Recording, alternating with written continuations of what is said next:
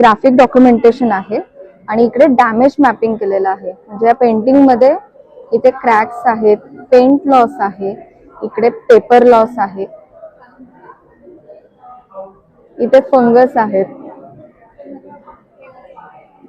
आणि weather conditions आणि poor स्टोरेजमुळे इकडे फ्लक्च्युएशन्समुळे इकडे फ्लेकिंग, डिलॅमिनेशन असे बरेचसे डॅमेजेस झालेले आहेत. तर हे डॅमेजेस लोकेट करणं आधी गरजेचं आहे, म्हणजे डॅमेज मॅपिंग करणं गरजेचं आहे पुढच्या ट्रीटमेंटला चालू करण्याआधी. इथे लेजन्स यूज केलेले आहेत खाली cracks, paper loss, paint loss, mould, stain, brittle edges. म्हणजेच कोणतं डॅमेज कोणत्या लोकेशनला झालंय याच्यामुळे एक्झॅक्ट कंडिशन या पेंटिंगची आधी कळून जाते ट्रीटमेंटच्या आधी.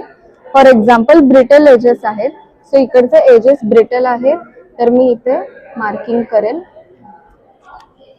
इथे मला पेपर लॉस दाखवायचा आहे तर मी पेपर लॉसला लेजंड यूज केलेला आहे. मी इकडे पेपर लॉस दाखवेल. एक्झॅक्ट ज्या लोकेशनला जो डॅमेज झाला तेवढाच लोकेशन मी लोकेट करेल त्याच पद्धतीने. सो यामुळे एक पूर्ण ट्रीटमेंटच्या आधी एक डॉक्युमेंटेशन पूर्ण शीट रेडी होते की लोकेशन डॅमेज कोणत्या लोकेशनला झालेले आहेत आणि आता कोणत्या डॅमेजसाठी कोणती ट्रीटमेंट करायची आहे याचा पूर्ण आढावा याच्यात मिळतो.